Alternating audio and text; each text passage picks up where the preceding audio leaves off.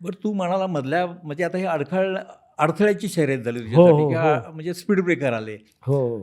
पण तुला असंही झालं असेल ना, की तुझी निवड झाली आणि नंतर तुला कळलं अरे मीच नाही पिक्चरमध्ये. हां. सांग तर सांग. तुझ्याकडनं येऊ दे. हां, असं तर बरेच झालंय म्हणजे एक असं. 2 नावं सांगायला हरकत नाही. तर आता ते पिक्चर झालं ना, मागे पडलं. आता तू सांग ना.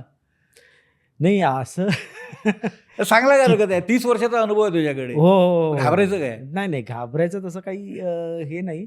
पण दुनियादारीनंतर मला काही दादांचे काही मिळालेच नाहीत हां. सिनेमे. मला जेवढं अपेक्षित होतं तसं त्यांच्या सिनेमात मला थोडं नाही मिळालं. तर मला थोडंसं वाईट वाटलं, की का असं झालं? म्हणजे मला इच्छा होती कारण पण नाही झालं ते.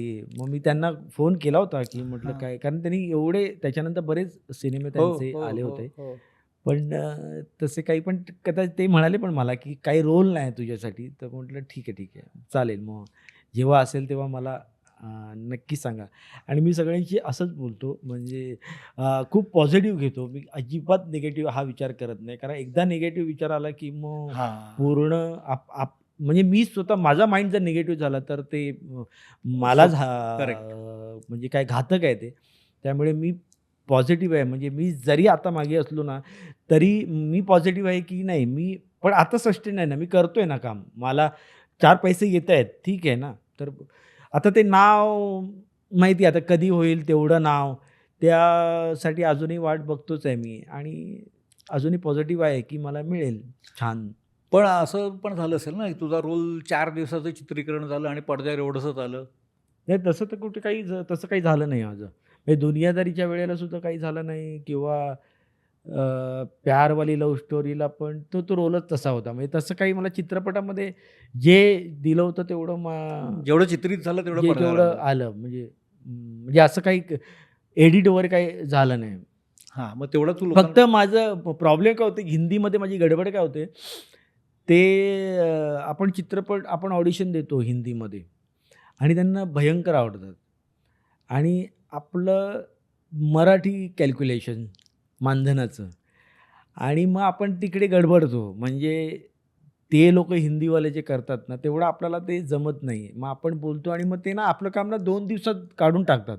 आपल्याला ती अमाउंट वाटते, की येस आपण हां, एवढे हां, बोलले आपल्याला मिळालेलं आहे. हां. पण नंतर सिनेमा बघतो तेव्हा असं वाटतं, की अरे ह्यानी 2 दिवसात माझे 10-12 सीन काढलेत आणि ते पूर्ण हां. फिल्ममध्ये आहेत.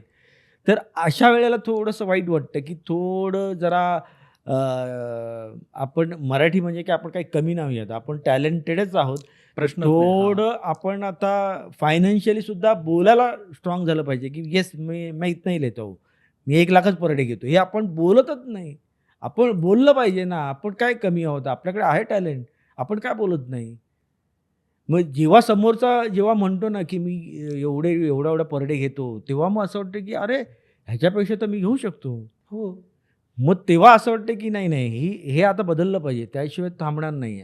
मग ते आता मी आता करायला लागलोय, की आता आपण डायरेक्ट हिंदीमध्ये तर मी अव्वाच्या सव्वा सांगतो. म्हटलं मला सांगा मला. तुझा अनुराग कश्यपचा अनुभव कसा आहे? अनुराग कश्यपचा अ, अ, अनुभव म्हणजे अनुराग कश्यप बऱ्यापैकी मराठी ॲक्टरना रिस्पेक्ट करतो आणि बरेच मराठी चित्रपट तो बघतो. म्हणजे मी जेव्हा पहिल्यांदा भेट झाली तेव्हा त्यांनी मला कैलाश म्हणून हाक मारली. कारण मी बाबू बँड बाजा नावाचा एक सिनेमा केला होता, ज्याला त्याला राष्ट्रीय नॅशनल पुरस्कार. अवॉर्ड मिळालं होतं. हो. तर त्यामध्ये माझं उत्तम कॅरेक्टर होतं त्यामध्ये. मी भेटलो आणि आम्ही ब्रेक झाला तेव्हा आम्ही एकत्र जेवायला बसलो. तर म्हटलं, "सर आपने मुझे कैसे कास्ट किया?" तर तो म्हणाले, की "अरे मैंने आपकी फ़िल्म देखी बाबू बैंड बाजा. कैलाश का कॅरेक्टर आपने किया ना." मी वेडाच झालो. मी म्हटलं, की एवढा मोठा डायरेक्टर म्हणजे एवढं सगळं बघतो तो. म्हणजे असं नाहीये, की कोणाला काय द्यायचंय, काय रोल द्यायचा आहे, तर तो सगळं बघतो. म्हणजे मराठी नाही, हिंदी नाही, सगळं बघतो तो. तर त्यांनी तो म्हणतो, की म्हणून तो सिनेमा बघून मला त्या रोलसाठी तू करेक्ट वाटलास म्हणून मी तुला कास्ट केला. आणि मग त्या खिशातून त्याने ना एक डायरी काढली. ती डायरी म्हणजे अख्खं सिनेमाचं स्क्रिप्ट होतं ते. अच्छा. एवढंच अरे वाह! आणि तो त्याच्यात तो हां, की असे-असे मी पॉइंट लक्षात ठेवून ते आता हां, ह्या रोलसाठी तू हा हां, सीन तू करणार हां. आहेस किंवा हे.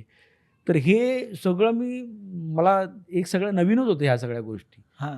पण मजा आली त्या आणि तो डिरेक्टर असा आहे ना, की तो जसं आता तुम्ही कसं की आपण गप्पा मारूया, हां. बिनधास्त बोल. तर हां. तसं ते आहेत, की ते खूप फ्रँकली गप्पा मारायचे. बिनधास्त. तुला जे पाहिजे तसं कर. कुठे काही चुकलं तर मी तुला सांगेन किंवा काही तुला ॲड करायचं असेल तर मला सांग, आपण करू. त्यामुळे त्यांच्याबरोबर काम करताना मी खूप फ्री होतो. मग तुझं असं म्हणणं आहे कलाकाराला हे स्वातंत्र्य मिळायला पाहिजे? मिळालंच पाहिजे. तरच तो ॲज अ ॲक्टर म्हणून फुलतो आणि त्याच्यामुळे सीन चांगला होतो.